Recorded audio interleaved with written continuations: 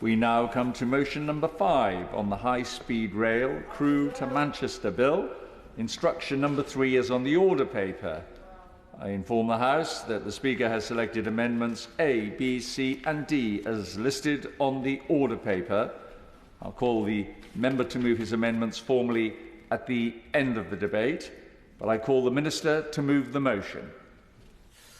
Mr Deputy Speaker, I beg to move the motion in the name of the Transport Secretary on the order paper. Mr Deputy Speaker, today the House is considering a motion to instruct the high-speed rail Crewe to Manchester Bill Select Committee to resume its work scrutinising the bill. To put it simply, Mr Deputy Speaker, the high-speed rail bill was always going to cover the 15 miles that forms the key backbone of Northern Powerhouse Rail. The motion we are considering today asks the committee to continue its work scrutinising the bill to deliver this first section of the Liverpool to Manchester Railway, the 15-mile section between Manchester Piccadilly Station and the parish of Millington and Rossthurn in Cheshire.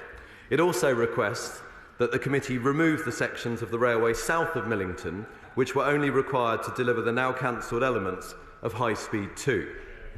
Members and constituents who have expressed concerns about the impact from this 15-mile stretch of railway on their property and livelihoods will be able to have their petitions heard. It is therefore crucial that the Bill Committee continue their work. Mr Deputy Speaker, turning to the detail, on the 4th of October of last year, the Government announced Network North, a transformative transport infrastructure plan which will see £36 billion invested in hundreds of transport projects across the country, with every region set to receive the same or more transport investment as it would have under previous plans in transport projects. Projects that matter the most to communities up and down the country. At the same time, the Government confirmed an additional £12 billion of investment to enable Northern Powerhouse Rail to proceed to better connect Liverpool and Manchester. The change before this House is a crucial part of the Government's Network North strategy, allowing us to invest the money put aside for HS2 into projects that will transform transport within the region. Specifically on Northern Powerhouse Rail, it allows us to deliver it in full, bringing in Bradford and Hull. Network North will radically improve travel between and within our cities and towns and around our local areas, benefiting more people in more places more quickly than previous plans. At this moment, Mr Deputy Speaker, I would like to take the opportunity to thank all the members of the Select Committee for their hard work up to this point. It is no small task that has been put before them, and they have all worked with a vigour that is to be admired, even if some of the work has needed to be paused while the Government refocused this agenda. I'll happily give way to the Right Honourable Member for Stone. As is well known, I've been opposed to the HS2 project since its very inception, and that goes back about 10 years or so. But could I simply ask the Minister, he's giving us a sort of bit of a eulogy about what has been done. I am very glad that HS2 has been substantially changed. It doesn't go beyond Birmingham on the face of it.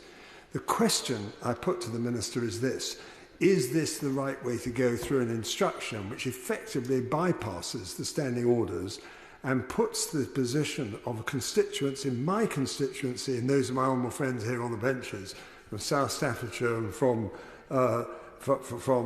Stoke-on-Trent South into an invidious position, to say the very least, and I'll come on to that later on if I may. Will you answer my question, please? Thank you, Mr Deputy Speaker. I hadn't really started the eulogy yet. But what I would say is that I do believe this is the right vehicle. It's a bill committee that's already been set up. It was set up not just to look at HS2 Phase 2B, but also Northern Powerhouse Rail. And it was always on that basis that it was formed. So therefore it makes sense to repurpose the Bill Committee to allow them to continue the one aspect that continues and then take down the other aspects, being HS2 Phase 2B, which of course is no longer continuing. Perhaps if I can return to my words, Mr Deputy Speaker, because I also wanted to mention the Honourable Member for Brig and Goole, who has been a diligent, conscientious and highly effective chair over the last year and a half, and I know he'll be looking forward to getting back to the task, as will the other committee members. I'll give way to my right honourable friend. my honourable friend for giving way. And he raises an important point, because actually he sort of says, let's repurpose this committee. But actually, the amount of money that we're talking about and the amount of spend is potentially quite different for Northern Powerhouse Rail than actually what was agreed there. And sort of you're almost depriving the House of the ability to have a proper view and a decision over actually how much money is to be spent on a project. Thank you, Mr Deputy Speaker. Look, my right honourable friend obviously makes the point that he believes in. All I would say is that 2 years ago, almost 2 years, I think it was back June 2022, this House at second reading passed the motion that allowed the Bill Committee to sit. And its remit was to look at Phase 2B and also Northern Powerhouse Rail. So by its definition, what we're looking to do is to strip out the elements that are no longer relevant because HS2 Phase 2B is not going ahead. But the parts that are still going ahead, the Bill Committee should continue to sit, in my view. I'll give way one more time. I thank my honourable friend for being so generous, but actually, you know, there's potentially a significant difference in cost. There's a difference in terms of the impact in terms of communities, but by actually taking this process and railroading this through, to excuse the pun, you're not actually giving the House a proper opportunity to discuss the detail and actually make a decision on it. So unless he accepts that there is going to be no difference in cost between the two proposals. Well, Mr Deputy Speaker, the route that was selected as the preferred route, which the Bill Committee had been tasked to hear petitions on, remains the exact same route as was previously identified. So I would contend, with respect, that the committee has already started its journey. It already has the petitions in for those who feel that they're affected by it. So I would contend that the committee is the right vehicle. And I know I've said warm words for the chair, and I see my honourable friend, the member for Easington, is in his place.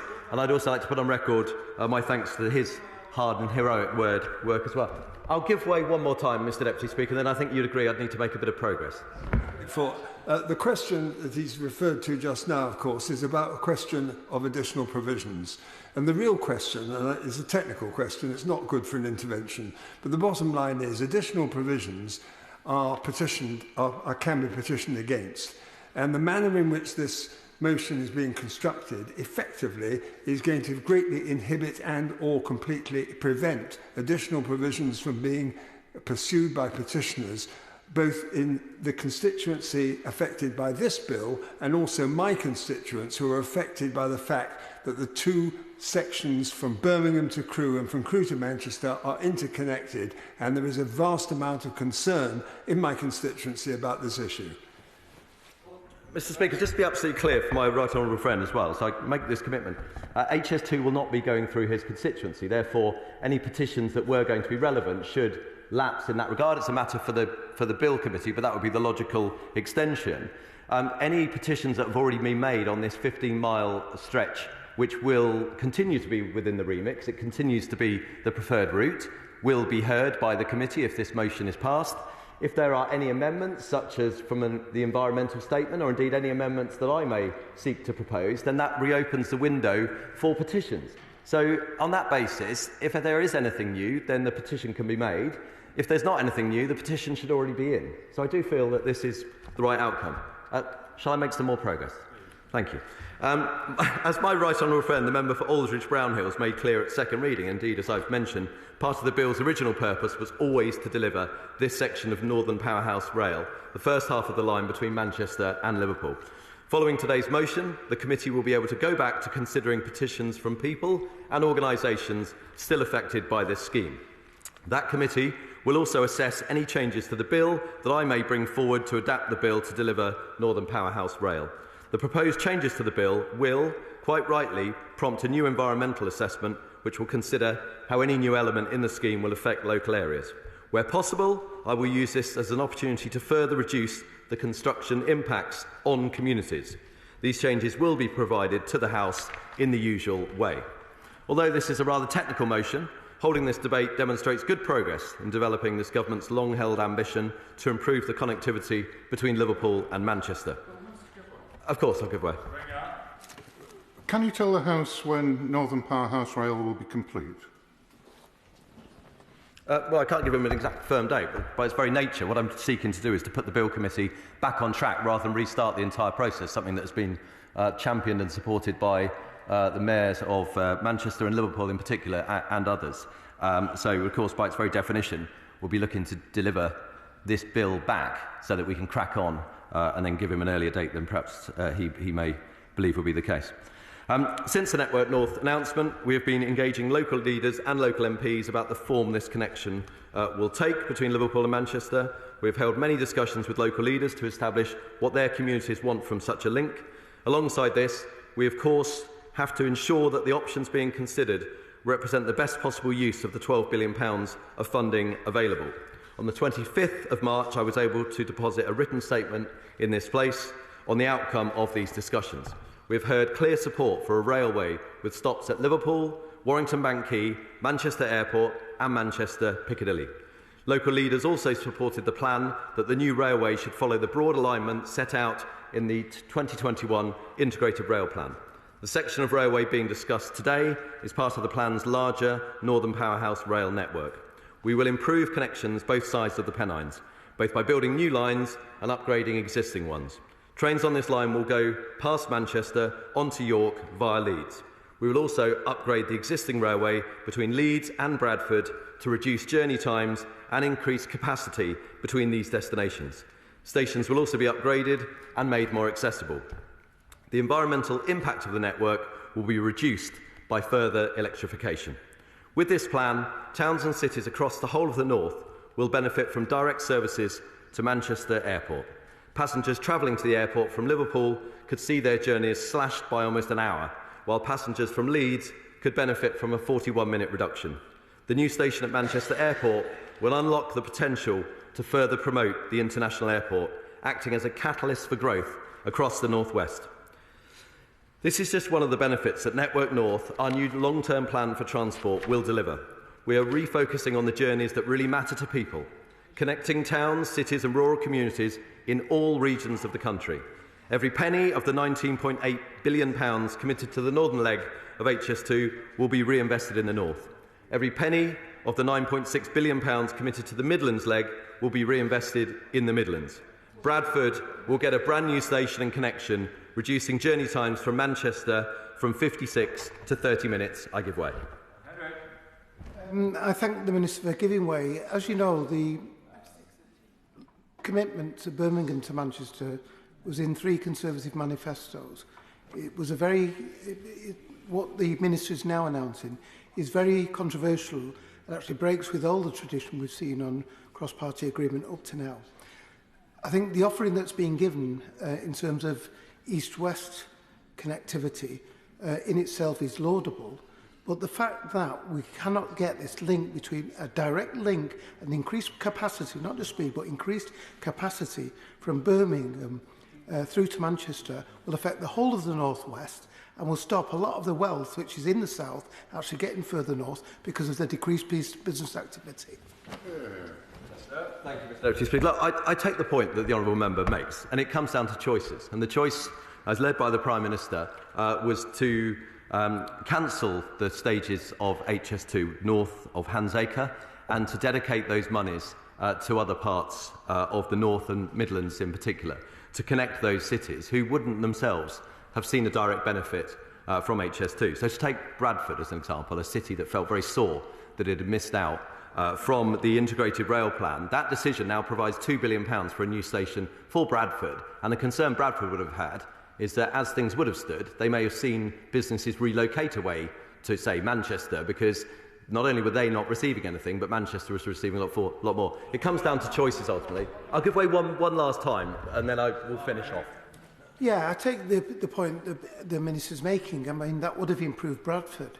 But the fact that HS2 would have also gone on another spur up from Birmingham to Leeds, just improving connectivity between Leeds and Bradford, which isn't very far, plus the station improvements, would have been far more beneficial than what the Minister's proposing. Well, of course, Leeds-Bradford were committed to delivering a faster route there that will bring the journey time down to 13 minutes. So that commitment said, look, it comes down to choices. As I say, we've been quite clear with our choice. It's to repurpose the monies from HS2. I believe it's also the front bench position to do likewise, because I believe the Leader of the Opposition went to Manchester also and made the same point, that it wouldn't be recommitted. The key there is actually what's happening to the repurposing and those Bradford projects. You know, is the Labour Party committed to that? I'm sure we'll hear from the front bench shortly. I won't give way again because I'll finish off so others can speak. Mr Deputy Speaker, we'll be upgrading the connections between Manchester and Sheffield, between Leeds and Sheffield, between Leeds and Hull, and between Hull and Sheffield.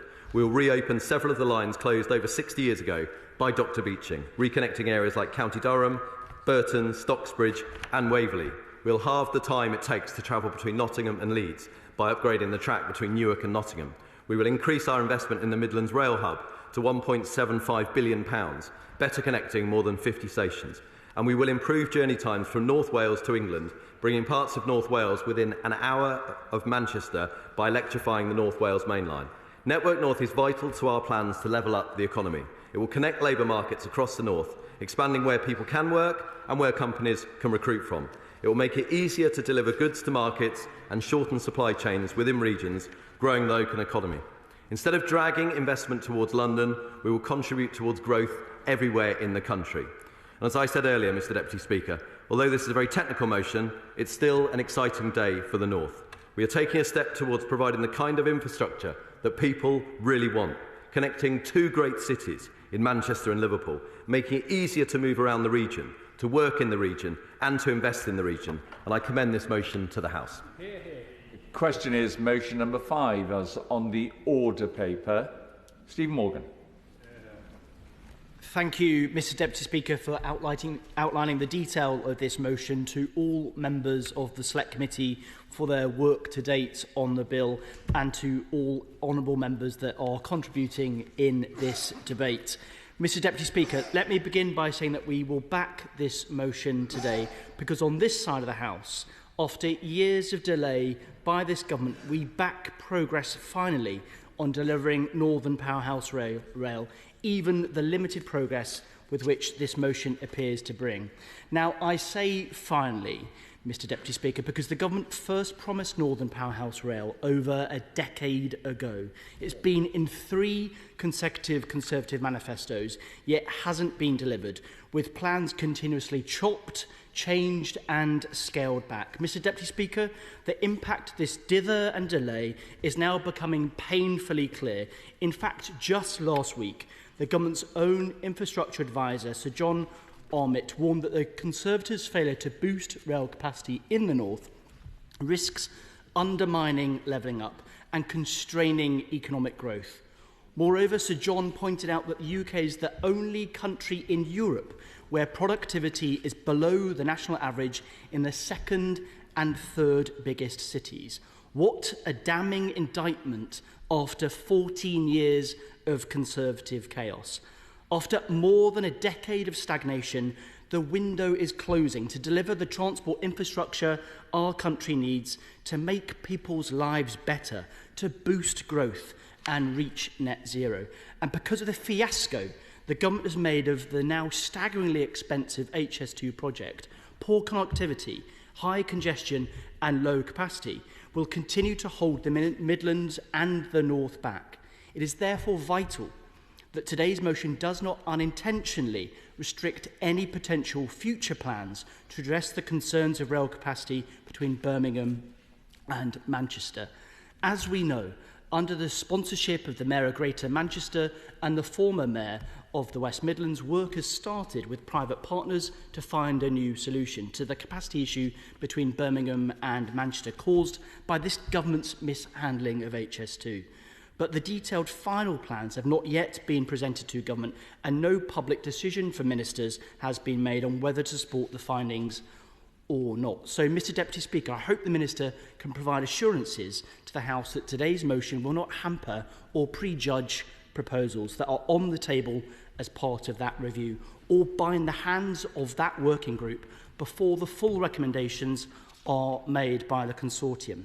Because as we know, the government did not consult local leaders or experts when they cooked up their error-ridden Network North plan, and the shambles we have seen play out since has been inevitable as a result of that approach.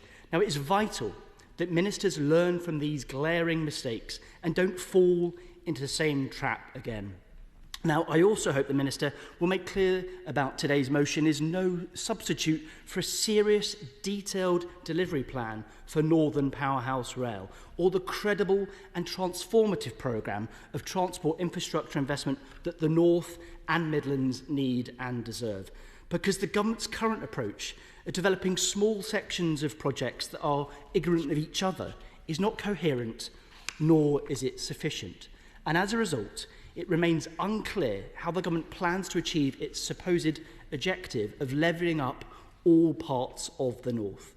However, as stated, after years of delays, it's vital that we finally begin to make progress in the Northern Powerhouse Rail, no matter how limited that progress may be, which is why we will be supporting the motion today. Mr Deputy Speaker, let me emphasise again that this progress must be made in partnership with local leaders, and that piecemeal announcements should not be seen as a substitute for a credible plan for Northern Powerhouse Rail that is desperately needed to deliver for the North. I hope the Minister has taken these comments on board, and I look forward to hearing his response on the points raised by myself and others during the course of this debate. Brereton. Thank you, Mr Deputy Speaker. I must say that the motion before the House today is quite bizarre. In adapting the hybrid bill from HS2 to now supposedly deliver Northern Powerhouse Rail, we are asking the Select Committee to pass a bill for a railway that ends in a field with no connection to the rest of the rail network. This is effectively a railway to nowhere. This motion and the adaptation of the hybrid bill will not facilitate a functioning railway until a connection is established to the existing rail network at Latchford and Warrington. DFT is therefore presuming that the remainder will be approved by a completely separate planning process, but does not say what that process is and when it would be brought forward.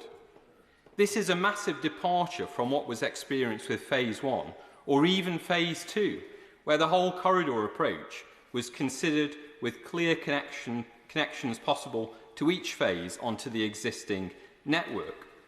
It is totally flawed to try to now segment NPR in the way proposed, rather than looking at the whole corridor or even a whole phase or section. This doesn't even properly consider what could be considered the NPR core route. The House should not be asked to approve something which will not actually deliver a functioning piece of infrastructure. Would my honourable friend be kind enough to agree? Does he agree that looking at the instruction which says the committee shall, before concluding its proceedings, amend the bill by, and then it sets out certain arrangements relating to certain aspects of the railway, and then it says, making such amendments to the bill as it thinks fit, in consequence of the amendments made by virtue of the previous subparagraphs. The words as it thinks fit are absolute carte blanche. If the railway ends in a field, it's not a railway. So that's just a starting point. Have the examiners been asked to look at this bill in terms of the procedures for hybrid bill? Because effectively this is not a bill when it's been treated the way it is in front of, if this instruction goes through. So is there any chance whatever, does my honourable friend think, that we should be putting in not only petitions, irrespective of those constraints that are imposed on by virtue of this instruction, to test the question of just how much this is a matter of principle about the bill itself, which itself, by the way, is also constrained by the fact that the second reading of the bill is now effectively torn up and a new principle is being inserted into this bill itself.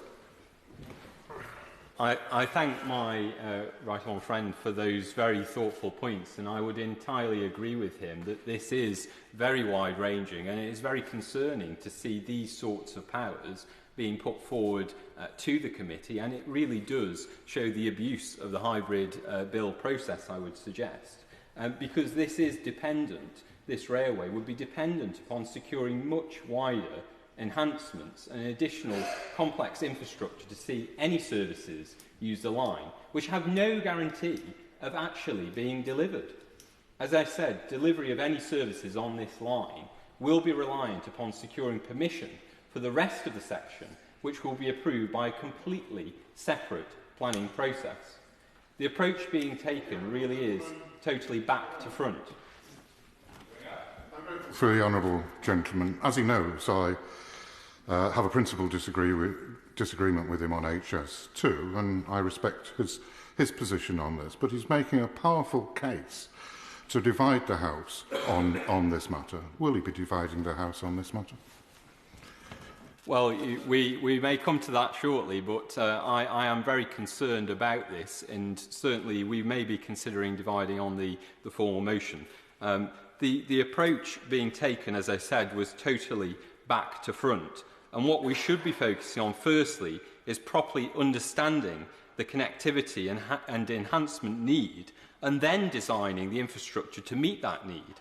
Instead, we've already got the infrastructure design and are now trying to make it fit the improvements we would like to see in terms of connectivity across the north, as we don't want to spend the time we should be doing in terms of doing this properly by restarting the hybrid bill process. It might have made sense to utilise this route when the track would be shared with HS2, but it really does not make any sense to do so now Phase 2 has gone. This is neither the optimal route for benefits nor the most cost-effective to deliver. I'm afraid this really is an abuse of the hybrid bill process and demonstrates... If I could just refer him to paragraph 3 of the motion, which says that the committee shall treat, I want to put this on the record, the principle of the bill as determined by the House on second reading, as comprising the matters mentioned in the subsequent paragraph, and those matters shall accordingly not be at issue during the proceedings of the committee.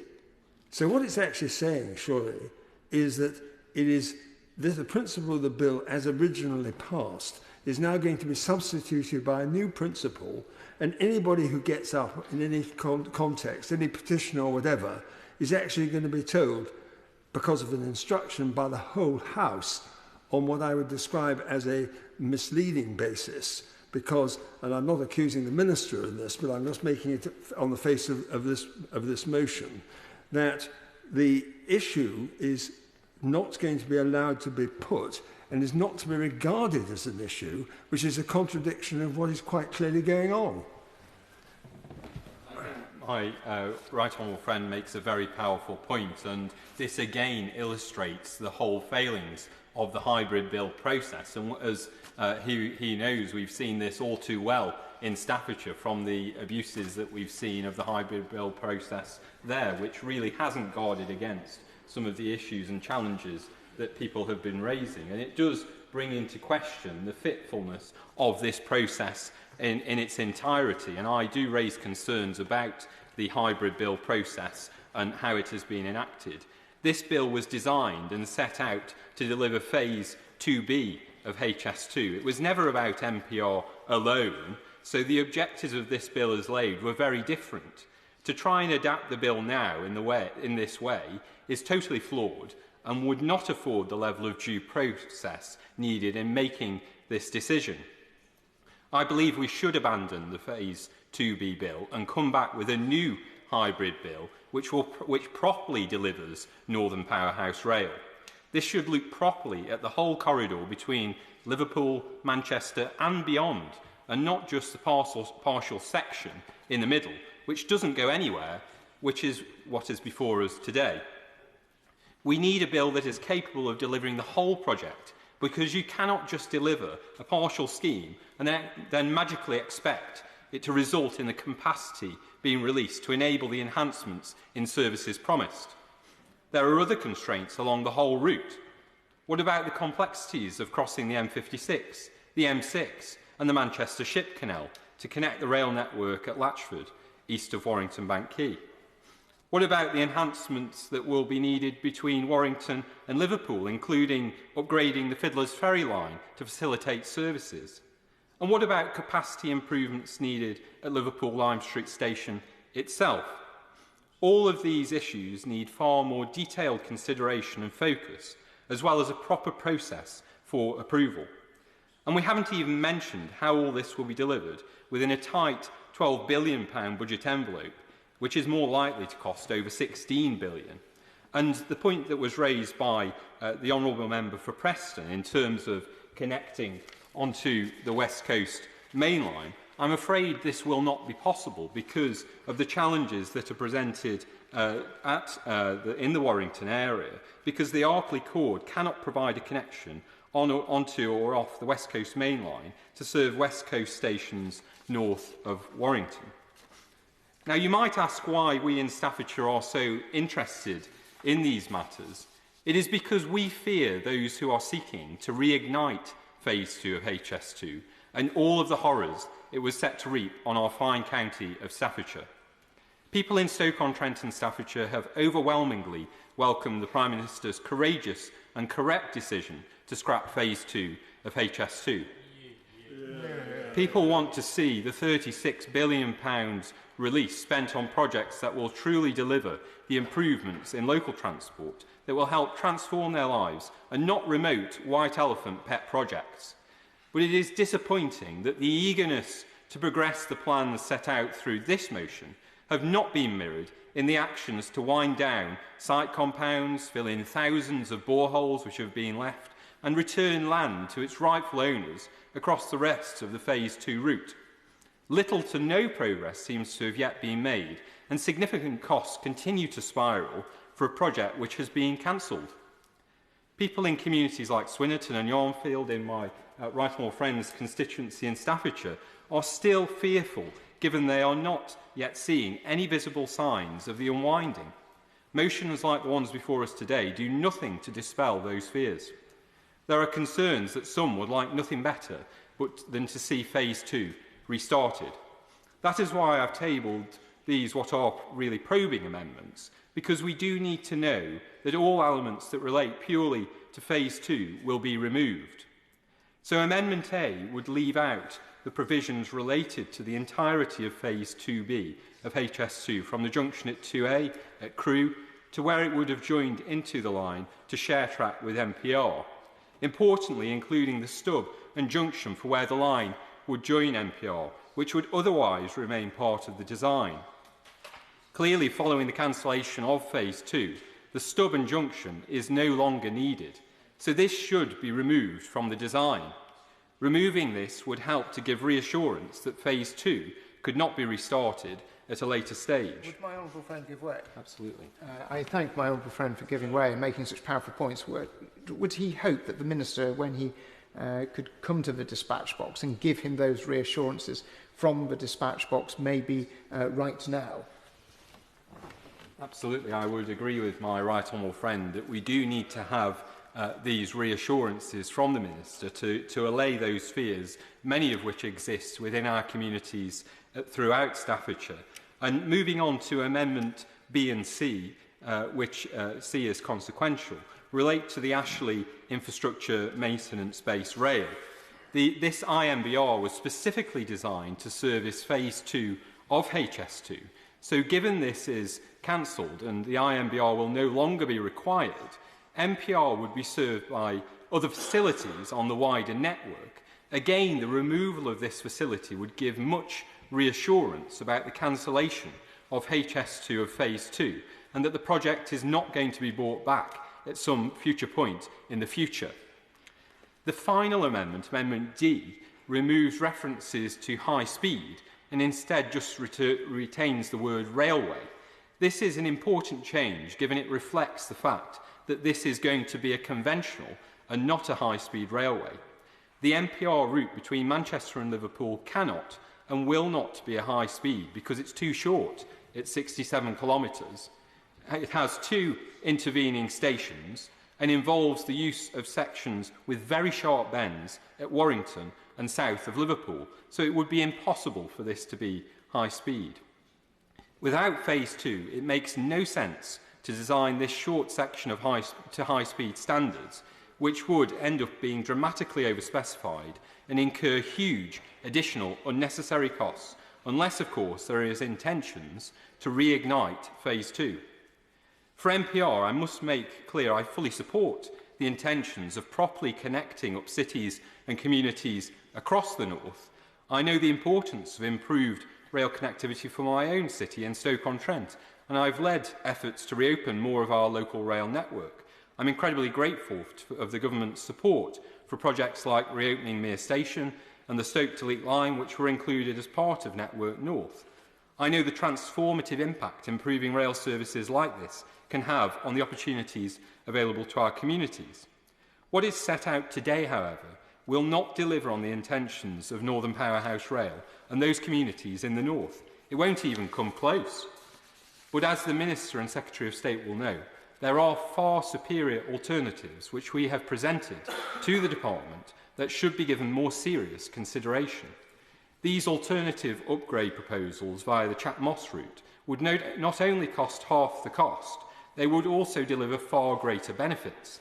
Upgrading the alternative route could deliver a shorter route between Manchester and Liverpool that is capable of delivering a 26% quicker journey time than is proposed, 26 versus 35 minutes as proposed by these proposals. Additionally, due to the extreme complexity and over-engineering of parts of the proposed route, our proposal could be delivered 8 to 10 years sooner, meaning communities across the north would feel the benefits far earlier.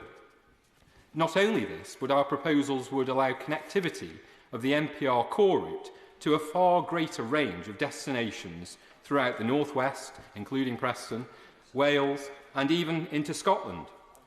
It would also release the budget needed to enable the delivery of the much-desired underground through platform at Manchester Piccadilly, which would otherwise remain far beyond reach. So to conclude, Mr Deputy Speaker, I hope the Government will give far greater consideration to how MPR can be delivered, which can mean greater benefits and better value for money for the taxpayer. The proposals before us today do not do that. It is not even capable of delivering a functional piece of infrastructure. I strongly believe the only way that this can be achieved is through introduction of a new hybrid bill, which is capable of properly delivering on the aspirations of Northern Powerhouse Rail and properly divorcing the scheme from Phase 2 of HS2. It is essential we see greater clarity and reassurance of communities throughout Staffordshire. Most importantly, we must see far greater urgency in progressing the unwinding of Phase 2. I hope the Minister and the Department will take on board these concerns and reflect with the action we need to see. Just to point out, you can see that there's a bit of interest here, and the debate must conclude by 6:13. So if people could focus on pithy speeches, that would be useful to get as many people in as we possibly can. Grahame Stringer. Thank you, Mr Deputy Speaker. I don't think I'll detain the House very long. I want to say two or three things. The first thing is there is an element of unreality about this debate, as there has been about many debates on Northern Powerhouse Rail and HS2 Phase 2B. You may remember, Mr Deputy Speaker, as a Northern MP, and I'm sure the Minister will remember, almost exactly 10 years ago, on the 23rd of June, George Osborne, as Shadow Chancellor, as Chancellor of the Exchequer, not Shadow Chancellor, went to the Museum of Science and Industry in Manchester and announced the Northern Powerhouse Rail. Since that time, the across the north of England rail system has had three names. It's been HS3, it's been Crossrail of the North, it's been Northern Powerhouse Rail. How much work has been done on it? No design work, no land purchase, no money dedicated to it. And 10 years later, we're here and the Minister says we will crack on with it. Crack on, if I may say, after 10 years of complete inactivity, when it was a government commitment, is a rum old phrase to use on Northern Powerhouse Rail, if the Minister doesn't mind me saying that. I think the Minister has made a decent fist of what has been a cack-handed decision by the government, both on HS2 and Northern Powerhouse Rail. There has been, at different times, for political reasons and other reasons, people have counterpoised against each other the Crossrail, Northern Powerhouse Rail, HS3, against HS2. This is a strange thing to do, because if you increase the capacity of the rail system by HS2, those passengers have to have somewhere to go. And the same applies if you increase the capacity, as I hope is done, on Northern Powerhouse Rail, so that you've got a good system going from Manchester to Hull via Bradford and Leeds and York, then those passengers have to go somewhere. And if you've got a new station at Manchester Airport, you want people coming to that in great numbers, not just east-west, but from the south as well. So that's a mistake.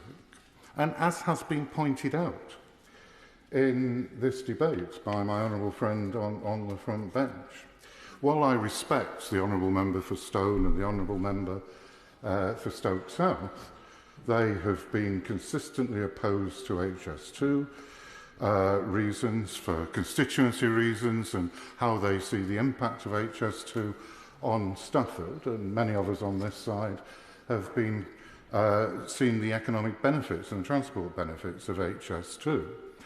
What I don't accept at all, is the Prime Minister, unselected by his own party, unelected by the people of the United Kingdom, turning up after manifesto commitments from both parties, all three parties in actual fact, if we go back to the original decision in 2009, when all three parties supported HS2, the Prime Minister comes along and says, we will stop it. In effect, whether we talk about Northern Powerhouse Rail or we talk about HS2, the north of England, in terms of its economic development, has been abandoned by this government, because although we're talking about transport and HS2, I don't know if the Prime Minister has ever driven up or been driven up the M6. The M6 is at full capacity. It's not just about the decision to not go ahead with HS2 actually reduces the capacity of the rail system, and it reduces the speed because you've got to split the trains and they won't tilt.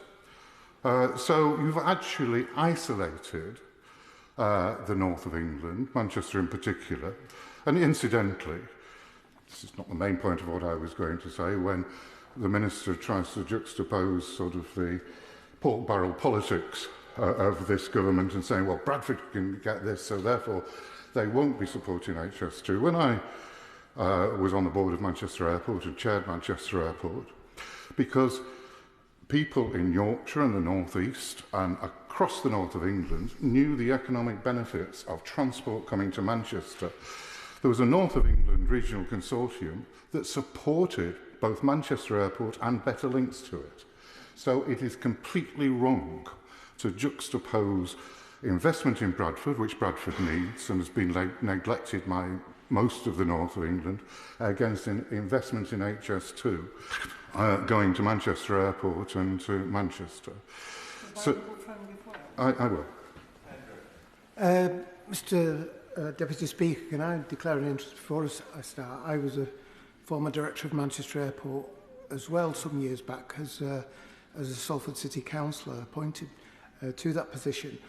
But just to make the point, many in the House, although not the honourable member for Stoke-on-Trent South, many of this House will remember that there was for the phase one of HS2, I sat on that committee for the best part of a year and a half, and the whole process was very elongated, and I'll try not to make my intervention too elongated.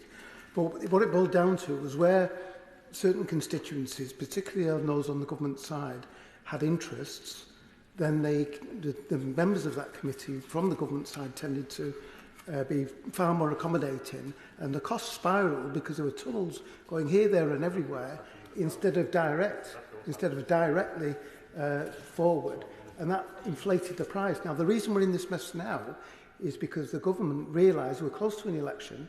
They want to spend 12 billion of that 37 that should have been spent certainly on phase 2, and now scattering it around certain places in the north of England in the hope that they can use that promise to actually get more. Very elongated intervention. Thank you. I'm very grateful to my honourable friend for a very long intervention, but he's obviously right. I mean, Cheryl Gilliam did a fantastic job. She was opposed to HS2, and she increased the costs enormously by getting tunnels under the hills in her constituency. But what we're left with, and it's another way of looking at the economic nonsense that we've had from this government, is we haven't got a high-speed route for the nation. We've got an extension of the London Underground system, because we've got tunnels leading out of London to Birmingham very quickly. I don't know what the time is. My guess is the time going to Birmingham now in the tunnels out of London will be shorter, actually, than using the Elizabeth line across London. It's just part of the underground system. It is not to national. It's just. I will give way to the honourable gentleman's opposite. I just wanted to make the point that this is a London scheme now, not a national scheme. I'll give way to the honourable member. I would like to just point out that if anyone does, as what we do from the membership of this side of the House, travel from Stoke-on-Trent or from Stafford down to London, at the moment, it takes the Stafford to London Euston train takes just over 1 hour. And I would have thought that most people would regard that as pretty fast. Indeed, but we're talking about major national infrastructure. And I always hoped that HS2 would not just go to Manchester and Leeds, but both for political reasons and transport reasons, it would go to Scotland. Because as somebody who believes in the union between England and Scotland, I think that would help, and it would be a very good transport policy as well. I give way to the honourable lady. I thank him for taking another intervention. Does he also agree that actually cancelling the northern leg of HS2 has taken away capacity that is now ending up on the roads, and therefore we have more congestion and more pollution and more environmental damage? I agree with the honourable lady, and I think I hoped I'd already made that point. I give way to the honourable member for Stoke South. I thank the honourable member for giving way. He's mentioned about Scotland and serving Scotland. Of course, it was always intended that it would go as classic compatible on parts of the conventional network to serve Scotland. Would my honourable friend allow me to ask, why does he think it is the case that the department specify in HS2 specified trains that aren't able to, as he said, tilt or be the right sort of size to go on the classic network? I mean, I can't answer that. I mean, that was a government decision, and the Minister is indicating to me he will answer the question that has been made. Now, as I said, I respect those people who have opposed HS2. This House has supported HS2 going forward. It's been in all our manifestos. I think it's outrageous it's just being cancelled by edicts, and an insulting edict from the Prime Minister in Manchester. I think the most important point in this debate has been made by my honourable friend on the front bench, and it is that the elected mayors in the West Midlands and Greater Manchester have put together a plan to look at alternative methods of funding HS2 and putting it together. And I hope the Minister can reassure the House that they won't follow a burnt fields policy of destroying it so it makes it more difficult for an incoming Labour government, if we have that, to resurrect them. The honourable members opposite have said they will remain opposed to HS2. I remain supportive of it because it's good for the country, it's good for the environment, and it's good for the economy of the north of England. Sir Gavin Williamson. Thank you, Madam Deputy Speaker. And I'm conscious of the time and how you have a number of people to get through, but I'd really like to just sort of comment that this is actually about a bit of a debate about fairness and also about scrutiny. And I would just like to ask the question of, is it really fair that actually, you know, those people who live along the 24 kilometres of section of the MPR that is common with Phase 2, especially between Rosthern and Warrington, who are going to be blighted by this process, whether it is fair to them that this route has not been defined. And I don't think it is actually fair, because that is going to have a major and significant impact on all of those people in that area for an awful long time. I think all of us in this House believe that it is right to be investing more in our railways, more in our road networks, whether that is in Staffordshire and the wider Midlands, or whether that is in the north of England as well. I, like many members in this House, will find it absolutely crazy the difficulty that we have from crossing from Yorkshire into Lancashire and Lancashire into Yorkshire on infrastructure that has been sadly neglected over multiple generations.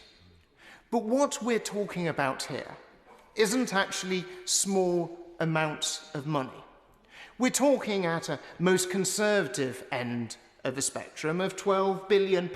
But actually, if you speak to less involved individuals and rail experts, most people will say that the current proposals on NPR, you're talking in the region of £16.2 billion.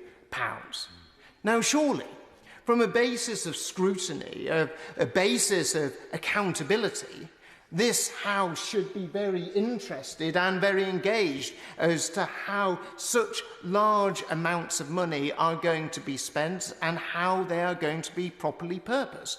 And that may mean that some of us across this House will have differing views, but we should have the ability to properly scrutinise it, properly debate it, and actually properly put the arguments forward for our constituents and the communities that we represent, as against it being shuffled off upstairs. And yes, indeed, we're grateful for many members of that committee and former committees for the work that they do. But actually, this is an issue that involves significant amounts of public money that actually isn't going to be properly debated. Indeed, if you look at it in the purest form, that we're actually giving permission for a railway that starts in a field in Cheshire and ends somewhere in the Pennines at a place called Node 3. Now, I'm not actually quite sure where Node 3 is, and I'm not sure if there are many constituents of mine or many people in this House who have expressed a particular desire to visit Node 3. But this is how ill-defined this is. This is how we're actually effectively giving a complete pass to a small group of, I'm sure, well-meaning and intentioned members of this House to determine so much when there is so much debate to have. And we may actually have a great amount of discord, and there'll be members on this side of the House, such as the Honourable Member for Stoke-on-Trent South, the Honourable Member for Stone, and myself, who would have grave concerns about the HS2 project in its entirety, and some considerable concerns as to whether what is being proposed here is actually getting the best value for money and delivering the best for our constituents and right across the Midlands and the North. And there'll be those on the other side of the House and maybe on this side of the House that will have contrasting views. But I think it is right that it is properly debated and it is properly discussed, because we are going to be blighting the lives of so many people in the northwest of England, across Cheshire and across so many other parts of the northwest, without having a proper debate, without actually... Of course, I'll give way to the honourable gentleman. I thank the right honourable member for giving way, but does he not feel that by, as he has done for however many minutes, talking about process rather than outcomes, I think he's missing the point. When other countries around the world do major infrastructure problems, they look at the whole picture, they decide what they want to do, they get on with it and they finish it.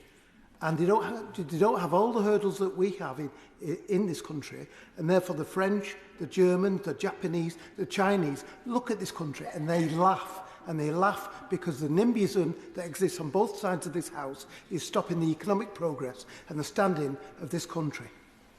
Just before I call the right honourable gentleman, we must make sure that interventions are brief, because this debate has to finish at 6:13, and I have got possibly 4 more speakers to get in, and then I have to bring the Minister in, so I would ask colleagues to be conscious of that. Sir Gavin Williamson. I dare say I agree with a lot of what the honourable gentleman says. I mean, what we're talking about is a programme that will deliver something for some people in the mid-2040s. That does not seem to be that much of a dynamic, outcome-driven sort of process. The honourable gentleman wants to drive this through so his constituents and all of our other constituents can get to Node 3 in the middle of the Pennines. This isn't actually necessarily the best form of processing. You're right. We should be concerned about outcomes, and we should be concerned about how we best deliver the best outcomes for people right across the country. But what we're doing is we're shuffling this off upstairs without actually having a proper debate. We're effectively abdicating democratic accountability and responsibility over a budget and monies of over £16 billion. And I think we should be interested in that. I'll give way to the honourable lady. That the government should ultimately draw a line under the mess that it got itself into HS2, start again, and actually allow us all to start with a completely new process. Well, do you warn those who want to get in later? It's going to have to be 5 minutes each for speakers. Thank the honourable lady, and I will draw my remarks to a conclusion in light of other colleagues wanting to get in. I think there is a very serious question as to whether we're in danger of actually trying to spend a lot more money. There's a lot of concern for members of Parliament in Staffordshire that this is effectively being used as a Trojan horse to ram HS2 through by the back door. But there is also real concern that we're trying to bend a scheme that doesn't actually deliver the best outcomes and for the people, whether it's in the north or the Midlands or right across the country.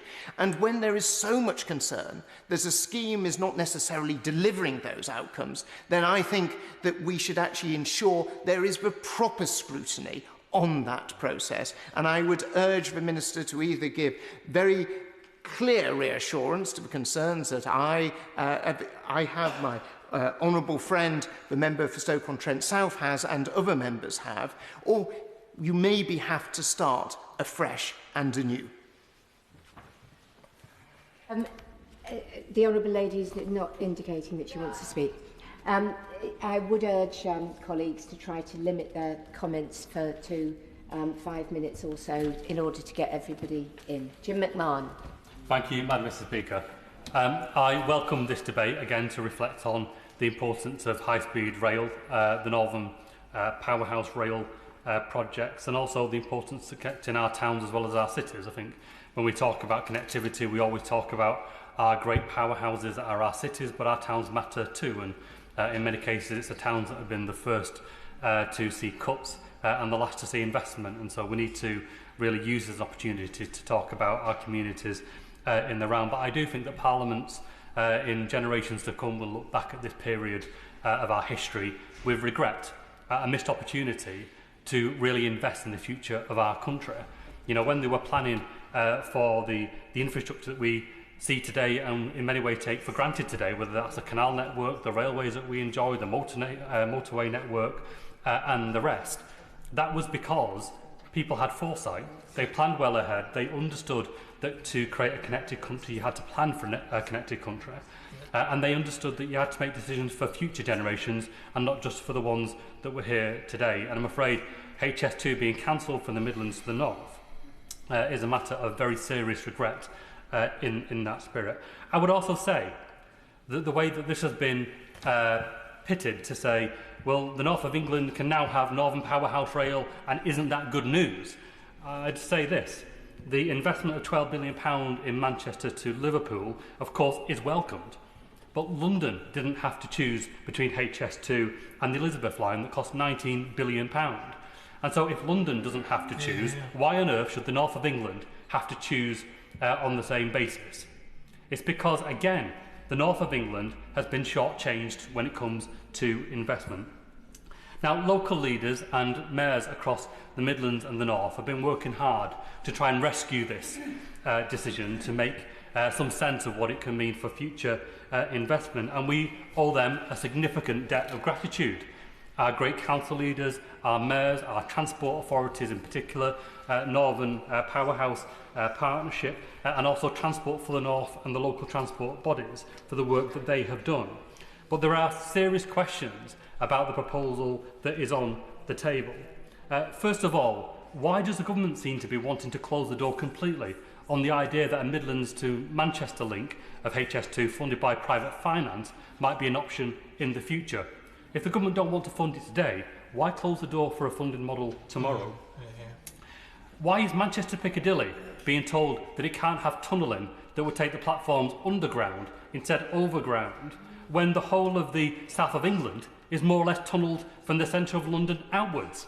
Why is a tunnel good enough for a field in the south of England, but it's not good enough for one of our major cities in the north of England? Manchester Airport Station, of course, is a significant hub, not just for Greater Manchester, but for the whole of the north of England. But why is Greater Manchester and its taxpayers being asked to make a local contribution to that scheme when it is essentially a national project? And why not use this as an opportunity to look at transport in the round?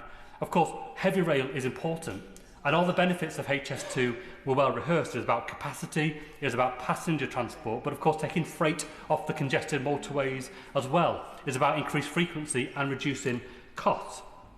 But it was also an opportunity to look at transport in the round, multimodal transport across bus, across trams, across trains and across our airports as well. So why not use this as an opportunity to look beyond the cities to our town? Because it is a significant frustration in Greater Manchester that most of our transport relies on the centre of Manchester to go in and go out, where the cross-borough connectivity is very, very poor indeed.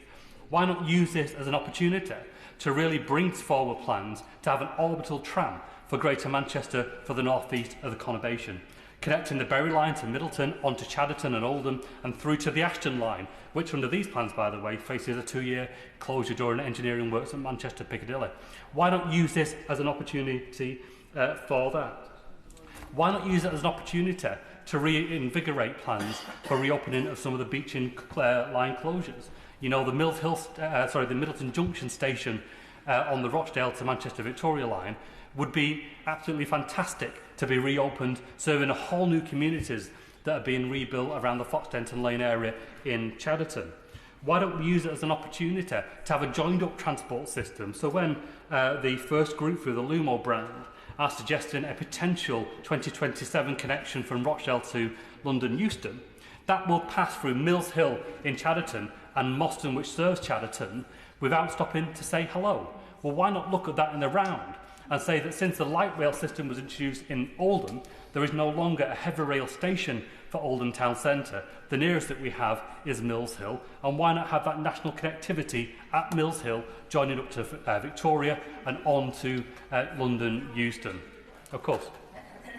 The honourable gentleman is making an incredibly powerful argument, and actually, but he's also making an argument as to why this should be a wider debate, there should be a wider discussion. It shouldn't be just something that is shunted upstairs. Does he agree that maybe we need to actually open this up so much more and actually have bespoke, clear legislation to make this happen. I think the problem was that there was no legislation when the Prime Minister woke up one morning and decided to cancel HS2. There was no debate, there was no legislation. It was done on a whim. All those promises, all those manifesto commitments, all those promises to the business community and to the public that we would see this through because we had a generational responsibility to plan for the future was scrapped overnight. And so I don't have any faith that any further parliamentary process will deliver ultimately better transport in the north of England. I think in the end it will be used by people who have another interest, which is to stop it entirely. Does the honourable gentleman think that if we, I hope we don't, but if we did have a Labour government, that they'd bring Phase 2 back? In the end, it will be for the Labour government to assess what it inherits at that point in time. And in a way, doesn't that make the case for not having a scorched earth policy of completely derailing what could have been HS2 by selling off the land and the assets that were purchased to free up that route in the way that the government are currently proposing? I'll give way. Yeah. I'm conscious of time. He calls it a scorched earth policy, and I declare my interest as someone whose family farm is affected by the proposed route of HS2 Phase 2B. But ultimately, people like my own family and the community that I live in have been suffering for over a decade with uncertainty about whether this project is going to go ahead. He calls it scorched earth. Would it not be fairer to say it's only fair that people get their life back after so long we've had this uncertainty? Yeah. But any functioning government should be able to balance the need to involve local people in decisions that affect their day-to-day lives, have certainty about the future, and be able to get off the ground important, vital infrastructure investment for the country. It shouldn't be a trade-off between one or the other where people's livelihoods and lives are left in the air for years on years, only for it to be taken away entirely. In the end, nobody wins, do they? You can't get the time back that were wasted being stressed about the impact of it because you weren't properly consulted and engaged. On the other hand, just have it scrapped overnight, and for what? It's about involving people at the right time in the right decisions so that they have agency in the process. But I just say this, and I'll kind of bring my remarks to a conclusion. If London didn't have to choose between its sub-regional investment and its national investment, why on earth should the north of England? In order to get the last two speakers in, I do need to put a time limit on of 6 minutes. Thank you very much, Madam Deputy Speaker. I think I can do it a lot quicker than that. I agree with the remarks made by my honourable friends from Staffordshire, and in particular those from my honourable member from the honourable member from Stoke-on-Trent South, who set out the practical side of the thing. But I also agree with the scrapping by the government of the Birmingham to Crewe section. But of course that does have consequences. And it has consequences for my constituents, as well as for those between Crewe and Manchester. And I think there is a sense, having looked at the appalling behaviour of HS2 over the years and the mess over compensation which is still carried on and things like that, I've been into all this in the past, and that is not, strictly speaking, the subject of this particular debate, but it is a very, very serious point. I also agree with my honourable friend, the member for Stoke-on-Trent South, that the bill should be reintroduced and that the bill should be withdrawn so as to ensure that the petitioners, by reason of valid additional provisions, as a matter of principle, should be able to have the bill examined properly in all respects ab initio. And that the points which I've made with regard to, in the interventions I've made, with regard to the sleight of hand of this instruction, which, as I've already stated, is self-contradictory and purports to provide for matters which are, in my opinion, unprincipled and, as a matter of law and procedure, are stating things that are so, which are simply not so, is not the way to proceed. And therefore, whatever merit there is, and there is a lot of merit in the way in which the government is reorientating the objects to improve the situation in other parts of the country. As regards those who are directly affected, which is what the hybrid bill procedure and its principles ultimately is about, which is to protect those petitioners who are injuriously affected by provisions in a bill, then as far as I'm concerned, I believe that this motion is morally unjustified, indefensible, and in doing so is damaging the rights of petitioners, both with respect to the constituents between Birmingham and Manchester, but also with regard to my own constituents between and the way in which it's going to be affecting them between Birmingham and Crewe. Thank you.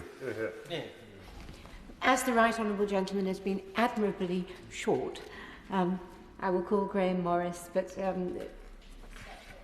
we need to bring the Minister in as well. Grahame Morris.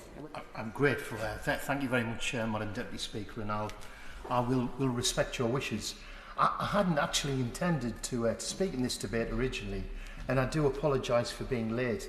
I do serve on the House Commons Transport Select Committee along with some colleagues who are on the government benches who spoke earlier in the debate.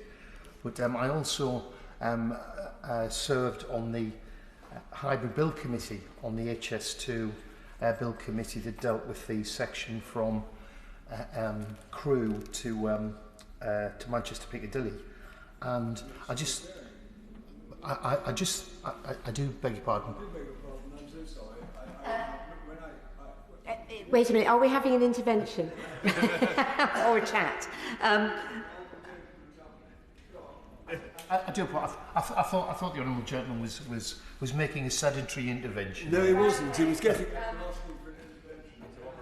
Well, yeah, I just simply said, is the honourable gentleman actually dealing with a bill which is currently in existence, of which he is in which he's involved, or is he actually suggesting that something should be done with respect to a bill that is not the same as the bill that was brought in the first place? My goodness, that's a complicated intervention, and I don't know if I'm suitably qualified to answer it, but I just thought I might share some of my thoughts, having served on the Bill Committee, and not with any particular axe to grind. I served on the Bill Committee, because I was asked to do so as a servant of the House to consider the merits and otherwise of the various petitioners. And I don't know if members are familiar with the process, and I'm not suggesting for a moment, Madam Deputy Speaker, that it's perfect. And I know that there are arguments that we should revise the hybrid bill procedure. It is quite lengthy, but to suggest, as some honourable members have, whether it's through lack of understanding of the process, that it's a mechanism for steamrolling through opposition, I can absolutely assure honourable and right honourable members that doesn't happen. In fact, if anything, petitioners, and they may be individuals, they may be businesses, they may be environmental groups, they may be local authorities, they may be other groups representing commercial interests, the National Farmers Union, or quite a number of others. They are given ample opportunity in order to make representations to the committee through petitions, and then to speak to those petitions, to articulate their arguments for mitigation, for compensation, for route variation. So I don't.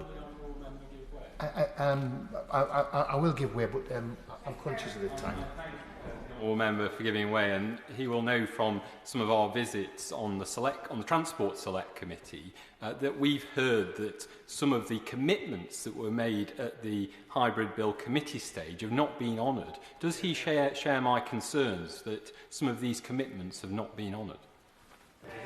Well, as well as serving on the Hybrid Bill Committee, I serve on the Transport Select Committee, and part of the duties of the Transport Select Committee is scrutinising HS2 and holding the relevant minister, the rail minister who is responsible for delivery of HS2 to account. And certainly there were concerns that were expressed to us through the Transport Select Committee that statutory undertakings and assurances weren't honoured, at least not in the form that they were presented to the committee. I'll give way just one more time, very briefly. Well, it was only really to kind of separate out, because it feels as though some of the debate tried to make out that the opposition to it was because they were the residents were opposed to the project overall. But he must have seen through the hybrid bill committee process that actually quite a lot of it was about the operational performance at HS2 Limited and the considerations for local people on construction, traffic and delays and the rest of it, which actually probably could have been done much better. That's right. I'm grateful, and I mean that's a completely reasonable point made by my honourable friend, and indeed that certainly is true. And there are requests for variations, and that might be to construction traffic and locations of construction sites and so on. But I don't want to be. I've only got a couple of minutes, so I don't want to be tempted onto the wrong track, as it were. But I just wanted to share a couple of thoughts. I mean, I'm a bit of a buff, so I might be a. I might be an anti-node, but I am familiar with the locations on the route and so on. But the point I'm trying to make, Madam Deputy Speaker, and in fact this afternoon we've been involved in the Transport Committee in looking at the pre-legislative scrutiny of the Rail Reform Bill, and we've been listening to representations from representatives of the Welsh Government and indeed representatives of the subnational transport bodies. And they were making comments on the new structure and the new draft bill. And there is a general recognition, not just from my own region, from Transport for the North, because we had witnesses from Midlands Connect and from Transport East, and indeed from the Welsh Government, that there is a major transport infrastructure issue where for many decades we've concentrated on north-south connectivity, principally with the capital city, for sound economic reasons, and the east-west connections that are supported quite vociferously by the metro mayors of Manchester, Liverpool, and West Yorkshire. And there are sound economic arguments and connectivity arguments for addressing those. And this mechanism, although far from perfect, and I think it should be, the House is quite a separate matter, should look at pre-legislative scrutiny and whether this process can be truncated in some way to speed it up. But we must give petitioners, members of Parliament, individuals, businesses, the opportunity to raise their concerns. And imperfect though this may be, and imperfect though I may be in advocating it, it does have its merits in terms of scrutinising major infrastructure schemes like this. So, Madam Deputy Speaker, I'll be supporting the motion today. And before I call the Minister, I think the Honourable Gentleman opened his remarks by saying he might have been late for the debate. I can assure him that I've been told he was certainly here at the beginning, otherwise I wouldn't have let him speak. So, Minister. Thank you, Madam Deputy Speaker. And as I said earlier today, this debate marks an important step forward in improving travel in the North. With the leave of the House, I would commend the motion. Apologies. As I said earlier today, indeed this afternoon, the debate marks an important step forward in improving travel in the North. And I would like to thank all right honourable and honourable friends and members for their input here today. Perhaps with the time I have, I can try and address as many of the contributions which have been made in this debate. Colleagues across the House made important points. I'll do my best to address them with the time I have. I should first start with the relative amendments. Turning to Amendment A, my honourable friend, the member for Stoke-on-Trent South, talked passionately throughout his speech about the need to reduce uncertainty for local communities. There should be no doubt that the result of the unamended motion will be to remove all elements of the scheme which are solely needed for the cancellation section of HS2. That, I hope, was the reassurance that my right honourable friend, the member for South Staffordshire, asked for. I'm sure the House would agree that the Network North announcement was unambiguous in its commitment to stopping the scheme, and the Government have already started reinvesting the money saved in alternative projects across the country. And the Government agreed that it would be ideal if we could announce the precise point of truncation now. The point of truncation cannot be specified until there has been a full assessment of what works will be needed to deliver this section of Northern Powerhouse Rail. But let me assure the House that the Department and the organisation are working to deliver this assessment with an eye to securing the best value for money for taxpayers and reducing disruption for residents. The results of this assessment will be published in a supplementary environmental statement as soon as possible. As an aside, to accept this amendment as drafted would be to leave a hole in the railway in the event that the truncation is not as specified by the amendment, and that would obviously not be an ideal way to build a railway. Turning to Amendment B, this amendment would remove a proposed maintenance depot from the bill. The depot, which could be a temporary structure during the building of the railway, is in Ashley, which is in the constituency of Tatton. I should add, for clarity, that all aspects of the scheme between Millington and Manchester are being reviewed to ensure they are necessary. The subject of whether there should be a maintenance depot at Ashley is in the petitions section for the committee, and that is the committee who should properly be considering this particular matter. Therefore, if this motion is carried unamended, the committee will indeed have the opportunity to discuss the maintenance depot as part of that petition. I would just say, Madam Deputy Speaker, in general, we believe that the works at Ashley mentioned in the amendment will be needed to minimise road traffic in the area as far as possible, and that is why there is no proposal to remove it at this stage. Further, some of the materials needed to build the railway are very large, such as sections of rail, and these very large items can only be brought in safely by rail. We will, however, of course, be assessing whether the size of the site can be reduced. Amendment C is consequential with regards to Amendment A, and I've already talked to that. So finally, turning to Amendment D, removing the words high speed could have several unfortunate consequences for the bill. It would allow petitioners to argue for amendments which stipulate speed restrictions, which could greatly impede the eventual operation of the railway. It would also mean that the motion was less aligned with the current title and agreed purpose of the bill. The government's aspirations for the Northern Powerhouse Rail project are to deliver the best for the North, including the fastest journey times that are possible.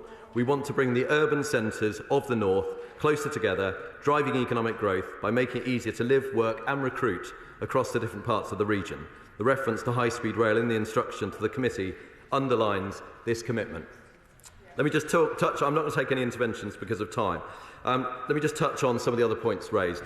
Honourable friend, the member for Stoke-on-Trent South, just to be absolutely clear, the original instruction for the Bill Committee was to consider HS2B and Northern Powerhouse Rail. That was debated at length during that debate in June 2022. I do believe that mandate is therefore given. It was never the case that we were going to talk about HS2B alone. NPR was very much part of that purpose.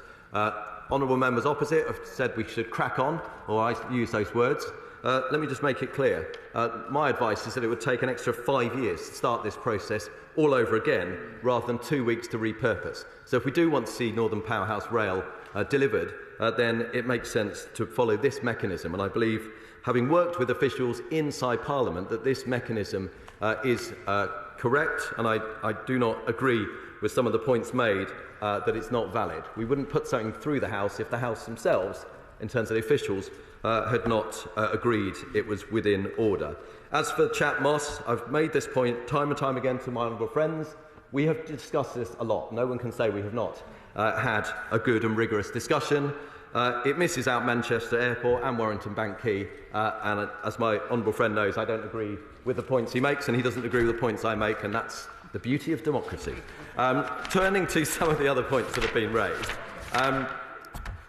Honourable member, the frontbench spokesperson for Portsmouth South, and indeed honourable member for Blackley and Broughton and Oldham, West and Royton, talking along the lines of sort of short change for the North. I absolutely dispute that, and let me give them the Trans-Pennine route upgrade, because this is the start of Northern Powerhouse Rail. It's going on right now. The electrification for Staley Bridge will be ready for next year. And in terms of the points about Crossrail, more money will be invested by this government, the UK taxpayer, on TRU, just that section, which is the backbone, the precursor of Northern Powerhouse Rail, than the entirety of Crossrail. So I do believe we are investing in the North, and I support investment in the North.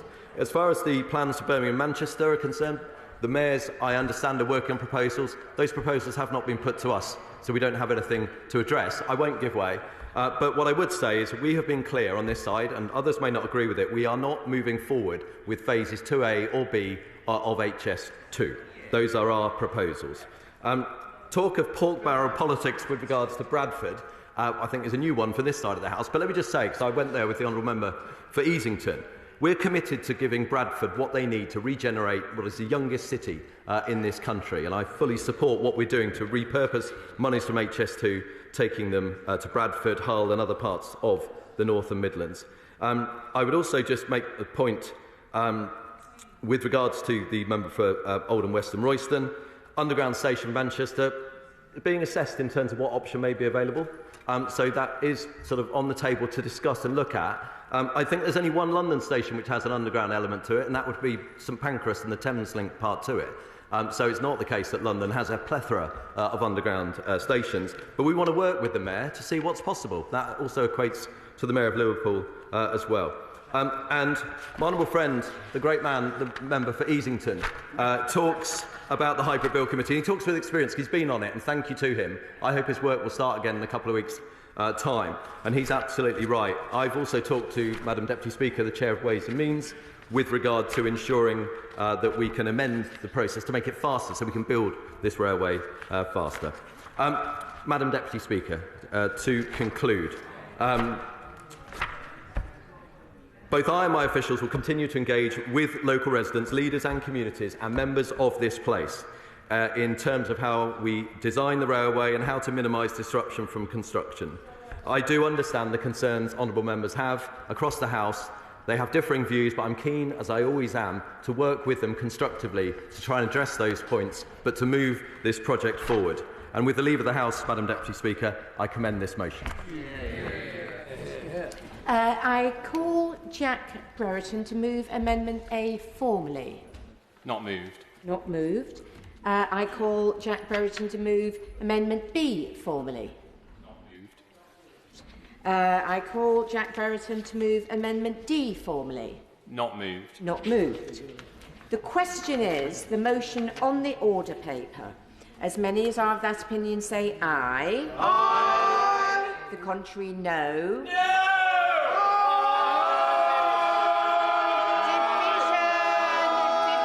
Division. Clear the lobby.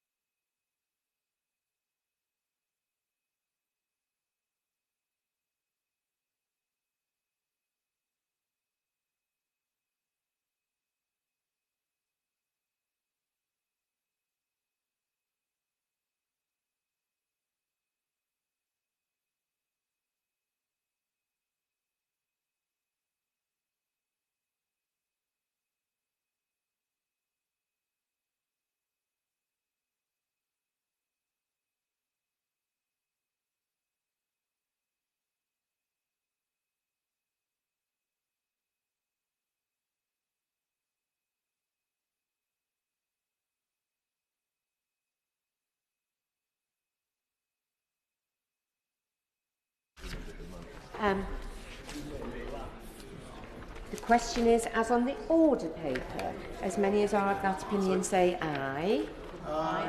Contrary, no. No. Tellers for the ayes, Mark Jenkinson and Joy Morrissey. Tellers for the noes, Philip Hollowbone and Greg Smith.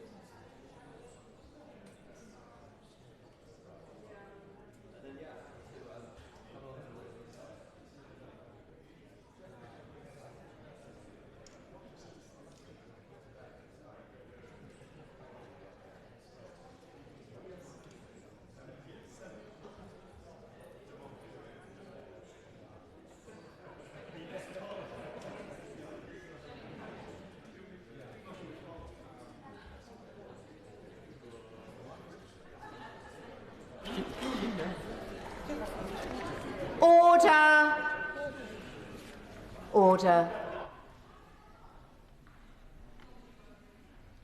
The ayes to the right, 323.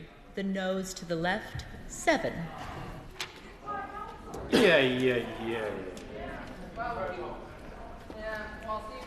Thank you.